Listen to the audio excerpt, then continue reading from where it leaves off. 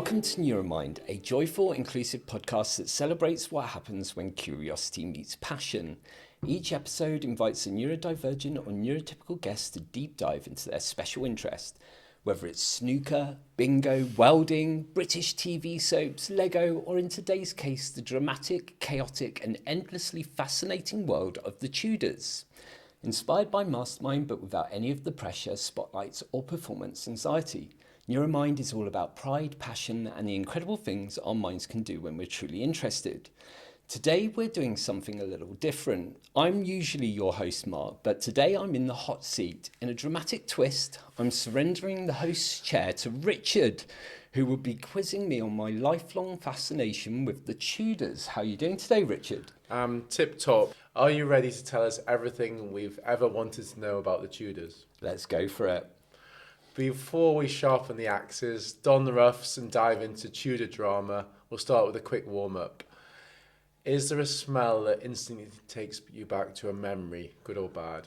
Oh, I really like the smell of popcorn. It reminds me of cinemas and seeing my favourite films. So like when someone starts making some popcorn in the house, it just brings back all those nice memories. As long as you don't eat it noisily in the cinema. I like that answer.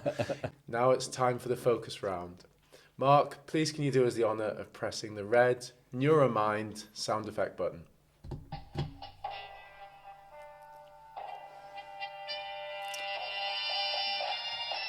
I feel quite anxious. Here are your questions. What first got you interested in the Tudors, and do you remember when it really grabbed you?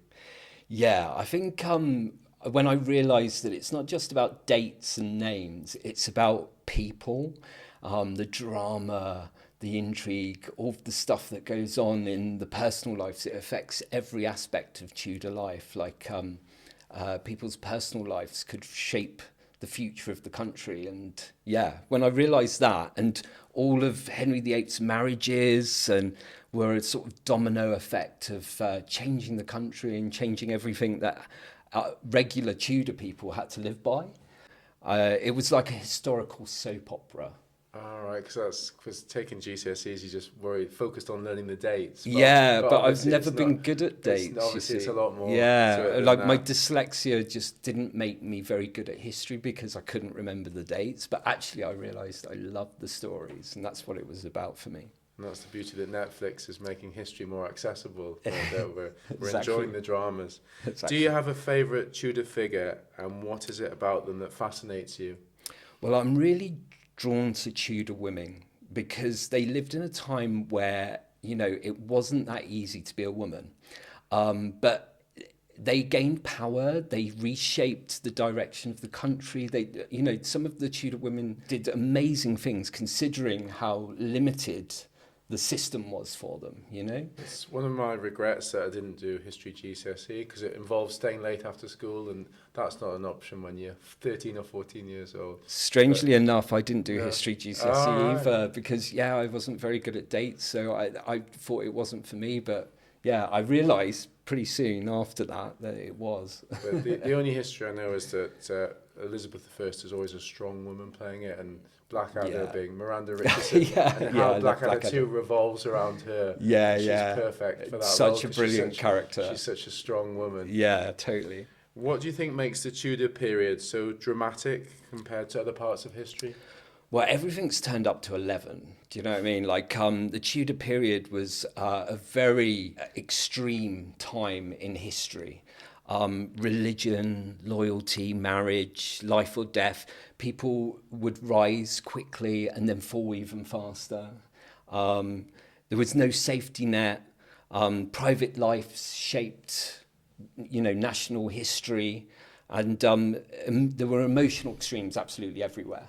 Right. So I like the analogy of 11 because most people know the wars. And I've just been to Berlin and learned some history there, obviously, on the tour. But the Led Zeppelin, that's turning up to 11. It is like that. Yeah, so yeah. The Tudors were the tuned up to 11. The Tudors were the Led Not Zeppelin 10, 11. Of history, yeah. Is there a Tudor moment or event that you find especially shocking, surprising, or, of course, memorable? Yeah, I mean, Anne Boleyn's execution still shocks me now. Like, when I explore that story, I feel like so much fear. Do you know what I mean? Because it was such a scary. I just can't believe how quickly her rise was to become queen, and then not long after that, completely condemned and executed. The first queen to be executed in England. And it's shocking. It's she was incredibly calm and dignified towards the end, especially considering when that actually now we realise that all of the allegations against her were false. And, her only crime was really not providing a male heir to King Henry VIII. Tragic circumstances for her, But it's chilling and deeply human. What's a common myth about the Tudors that you love correcting? Okay, so when you think of that period in history, you think of disease and murder and executions and all of these horrible things. And it wasn't the easiest time to be alive, I would say, but there was also lots of happiness as well. I mean, like, there was people still laughed and they loved, and there was gossip and jokes and friendship and music and festivals and real happiness alongside hardship. So it was a dangerous time to be alive, but also a beautiful cheerful time in the face of adversity. I don't know how I'd feel if I was to be executed. I probably wouldn't deal with it very well, but I think I'd enjoy many other things in Tudor time. How do you usually enjoy learning about the Tudors? Books, documentaries, museums, or TV dramas? Okay, so books give you the sort of deep, exploring the story in a deeper way. Dramas, films and stuff, there's so much emotion there and you can get lost in it really easily. But there's something to be said for going into a Tudor environment, like going to Hampton Court Palace or, going to see a Hans Holbein portrait of a Tudor figure. It's magical, because it breaks down the walls of time, and it's like you're transported into a different world. But I do love a drama. I love Hilary Mantel's Wolf Hall, my favourite. So is that on Netflix? That's on BBC actually. So it's Hilary Mantel wrote the book, which I haven't read, I have to confess. But I loved the dramatisation of her book. So BBC. Great. We all know about Henry VIII and his wives, but is there a lesser known Tudor story you think more people should know about? Okay, well, Thomas Wolsey's story is one not to be overlooked. He was a butcher's son and rose to become the most powerful man, other than Henry VIII, in Tudor England. He ran the country pretty much on behalf of Henry VIII. And, but he fell from grace when he couldn't get the king his divorce from Catherine of Aragon. And he died in disgrace. In fact, he died on his way to trial, where he would have been sentenced to death. What did he die? So he died on the way to his trial? Thomas Wolsey. What did he die of? Well, some say the poison, but others say that he was just so battered by falling out of favour from the king, it just brought on death very quickly. Right. But, poisonings did happen. If you could spend one day in Tudor England, what would you most want to see or experience? Oh, okay. So maybe a feast day, maybe at Hampton Court Palace on feast day, celebration, perhaps the celebration of the birth of King Henry VIII's first son. Can you imagine what it was really? They had water fountains that were filled with wine, and people could drink the wine from the water fountains. And it would be such a magical place. The smells, the atmosphere, the music. Was it Pinot Grigio? I don't think they had that, but they had some interesting alcohols back then. But no, because I just think working somewhere like medieval times, I wouldn't want to be a kitchen wench, but I'd definitely be enjoying the food, not making it. And last question: if someone thought history was boring, how would you convince them the Tudors are anything but? Okay, well, imagine a world where love can literally start wars. Gossip can get you executed, and your boss can change the religion overnight. It's just so dramatic, such a dramatic... period to be alive. The high drama, the real stakes, the Tudors are anything but boring.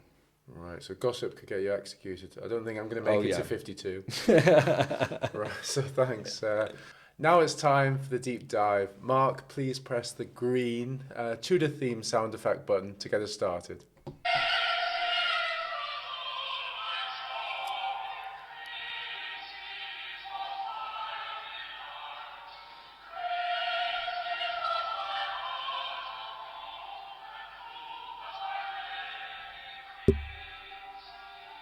Green sleeves. Fun fact, people think that Henry VIII wrote that song, but apparently he didn't.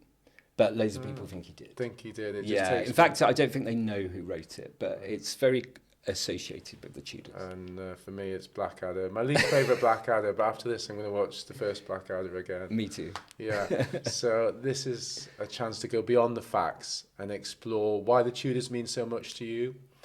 When did the Tudors become more than just an interest, something you really felt genuinely passionate about? Well, I think, history passed me by at school because I was convinced by teachers that I wasn't any good at it. So I sort of missed that opportunity to really embrace it when I was a kid. But I think as I got older, I started to just be intrigued by the stories. You know, the stories are what really grabbed me. And when I realised that it didn't matter that you didn't remember a date or didn't quite get a person's name right, and actually just fell in love with the stories, I realised it was for me. And I think, just journey throughout, leaving school, I started discovering my love of history. And I don't think I really took it seriously until I was in my 40s, I don't think. Whereas I allowed myself to just deep dive into Tudor history, and I've watched every single Tudor documentary that you can think of. So has learning about the Tudors influenced how you see power, people, or history more broadly? Yeah, 100%. I mean, King Henry VIII was a despot, for sure.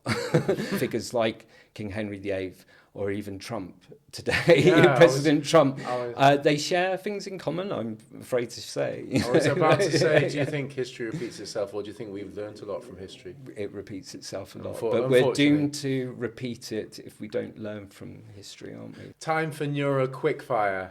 Mark, please hit the blue Tudor sound effect button to get us started.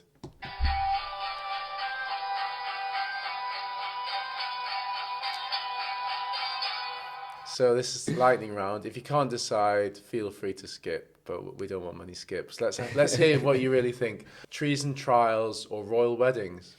Oh, treason trials. Yeah, me too. Religious reform or royal power plays? Oh, religious reform. Tower of London or Hampton Court? I think I know what you'll say to that. Well, they're both great, but Hampton Court Palace. Court, yeah. History told through letters or through portraits? Oh, through portraits, because I love Hans Holbein. Mark, please press the orange Tudor themed sound effect button to wrap things up. Observe, Lord Burleigh. I am married to England. Kate Blanchett did a fantastic Elizabeth I. And that was in the film Elizabeth. All right. Even I can remember that, yeah. So thank you so much, Mark. You've officially earned the title of Neuro Time Traveller. So before we finish, if you could spin the Wheel of Fortune, everybody gets a prize to see which prize you're taking home. Oh, edible treats. Edible treats. It won't be the Tudor candle then. What have you won? won? Tudor Rose Sweets. Thank you so much, and a huge thank you to Richard for taking over the host chair and doing such a brilliant job. I've enjoyed it, and thanks for the recommendations. I promise I'll watch one of them. And to everyone listening, remember your special interest isn't weird, it's wonderful, and the world is brighter when we get to hear about it. Got a topic you could talk about for hours? We'd love to have you on the show.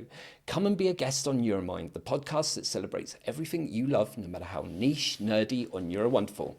Tell us what lights up your mind. Comment below or message Neuroversal Studios. And don't forget to subscribe so you never miss an episode. Bye.